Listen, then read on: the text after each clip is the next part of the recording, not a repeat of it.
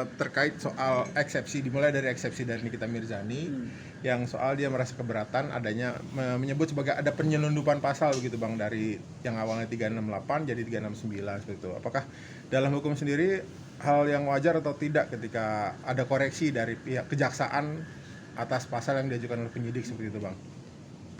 Jadi kalau dari penyidikan itu kan kalau tanya wajar apa tidak, ya wajar sekali. Pada umumnya begitu sebenarnya. Jadi begini, kadang-kadang penyidik itu ketika menyidik atau menyelidiki perkara dipakailah pasal A, pasal B, pasal C. Cuman kemudian temuan di lapangan dari keterangan saksi, bukti-bukti itu, oh ternyata bukan pasal A, pasal B, pasal C. Mungkin pasal A plus atau B plus atau C plus. Jadi pasal A, B, C ini enggak tepat diterapkan dalam perkara yang sedang disidik atau diselidik. Itu di tingkat penyidikan. Nah, di tingkat kejaksaan, penuntutan juga begitu. Perkara itu dianalisa pasal mana yang tepat, apakah pasal A, pasal B, pasal C. Oh ternyata setelah kita remukan bukan pasal itu, tapi pasal B, F sama G yang tepat. Jadi ada perubahan. Makanya itu yang disebut sebagai ruang perubahan pasal. Itu umum dan sah dan legal berlaku dalam sistem hukum kita.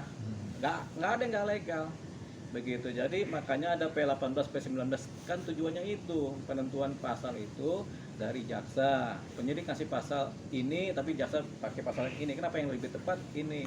Pasal yang ini. Kenapa begitu? Supaya nanti pas di proses hukum di persidangan tidak terjadi salah dalam penerapan hukum. Penerapan hukum apa? Penerapan hukum pasal-pasal yang dikenakan, yang dituduhkan itu tadi. Jadi itu wajar sekali terjadi. Jadi kalau ada yang keberatan kok tadinya pasal A jadi pasal B, berarti dia belum paham tentang apa? Tentang prosedur hukum, tentang proses hukum. Kita ambil contoh begini, ada kasus bukannya pembunuhan berencana, gitu kan? Pihak penyidik menaruh pasal pembunuhan berencana 340 misalnya kan. Kemudian dicarilah si pelakunya kan. Si A jadikan tersangka pembunuhan berencana. Ternyata setelah diselidik dan bukti-bukti didapat, saksi didapat, si A ini ternyata tidak melakukan pembunuhan berencana. Dia hanya melakukan penganiayaan tapi menyebabkan kematian. Akhirnya pasal ini, pasal 34, kemudian dirubah pasalnya. Berarti bukan pasal pembunuhan, pasal penganiayaan yang menyebabkan kematian. Nah, perubahan pasal itu bisa di tingkat penyidikan, bisa di tingkat proses dalam penanganan perkara atau proses analisa perkara di kejaksaan sebelum sampai ke persidangan. Jadi bisa berubah otomatis. Atau tadinya ini ada pasal pencurian, ternyata nggak mencuri dia masuk rumah orang kan, dibikin pasal pencurian. Ternyata dia nggak mencuri, ternyata dia masuk rumah orang itu cuma sebel doang sama yang punya rumah. Akhirnya dibikinlah pasal masuk ke pekarangan orang tanpa izin, berubah pasalnya. Bisa di tingkat penyidikan, bisa di tingkat kejaksaan sebelum masuk kepada proses persidangan. Tapi setelah masuk proses persidangan, pasal yang P21 itu yang dipakai. Begitu. Jadi banyak sekali perubahan-perubahan pasal dari zaman dulu tuh pasal sering kali berubah. Karena mengikuti supaya keterangan saksi, fakta-fakta, bukti-bukti, kemudian dugaan-dugaan yang dilakukan oleh pelaku itu memang sesuai dengan pasal ini. Gitu. Jadi ada yang namanya konformitas pasal misalnya. Gitu. Jadi ada penyesuaian pasal mengikuti fakta-fakta dan bukti-bukti. Nah kalau ada kemudian yang komplain kok pasalnya berubah, ada penyelundupan hukum, nggak begitu. Penyelundupan hukum itu bukan tentang itu. Nggak ada cerita tentang penyelundupan hukum terkait dengan perubahan-perubahan pasal yang sedang dikerjakan oleh penyidik maupun oleh jaksa. Kecuali setelah dalam proses persidangan sudah ditentukan pasalnya A, B, C, tiba-tiba dalam proses persidangan tiba-tiba jaksa kemudian merubah lagi pasalnya, itu nggak bisa setelah persidangan. Tapi sebelum persidangan bisa sampai pada titik P21. Artinya yang dimaksud soal penyelundupan pasal itu apa ya, Pak?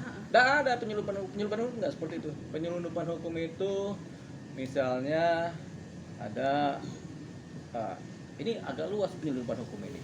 Jadi kadang-kadang kayak kasus yang itulah ya, penyelundupan hukum tuh kita mau bicara juga susah ya. Tapi paling terang benderang adalah kasus mengenai proses pemilihan wapres.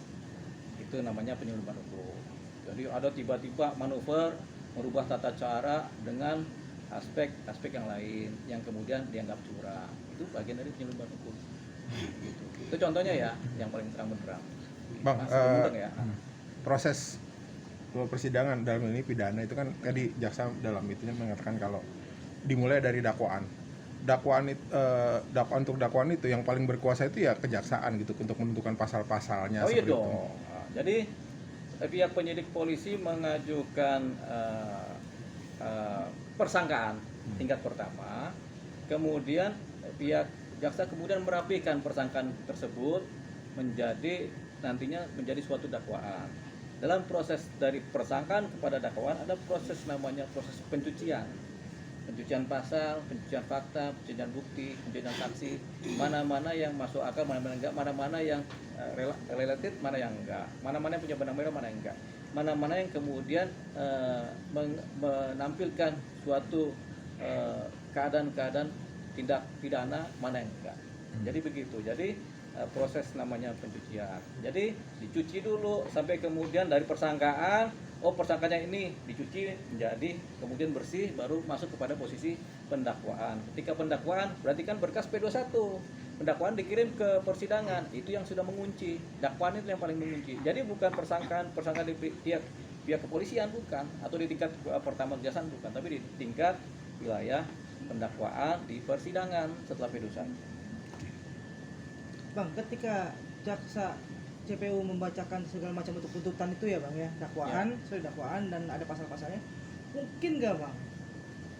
Kan pihak sana sempat meragukan bahwa itu nanti sebar-sebar berubah segala macam gitu kan, menjadi pertaruhan nggak sih buat jaksa tersebut bang ketika dia mengubah itu semua? Enggak, biasa itu terjadi perubahan dalam setiap penyidikan sebelum masuk pendakwaan ya, sebelum masuk P21 itu biasa terjadi perubahan-perubahan pasal. Nah, setelah P21 dan setelah pendakwaan tidak ada lagi perubahan pasal. Itu yang dipertaruhkan. Jadi misalnya yang didakwakan pasal pembunuhan, itu aja yang dikejar tuh. Mana buktinya, mana saksinya, mana yang sesuai enggak dengan unsur-unsur pembunuhan. Pidana pencurian itu yang dikejar. Jadi setelah masuk pendakwaan dan sudah resmi di persidangan, itu tidak ada lagi kemudian perubahan pasal. Tapi sebelum itu pra pendakwaan itu boleh merubah pasal dengan tujuan supaya tidak salah dalam menerapkan pasal. Jadi menurut abang sejauh ini penerapan pasal dari JPU itu udah kabarnya on the track gitu ya bang? On the track dong. 27B, 369 sama TPPU tuh. Iya, kalau mereka bilang on the track ya on the track. Karena mereka yang lebih tahu. Karena mereka yang tahu saksinya seperti apa, bukti-bukti seperti apa, fakta-fakta seperti apa, tinggal nanti diuji di. Nah, diujinya di persidangan. Siapa yang uji? Ya majelis hakim, jaksa, pengacara. Bang, terkait saksi forensik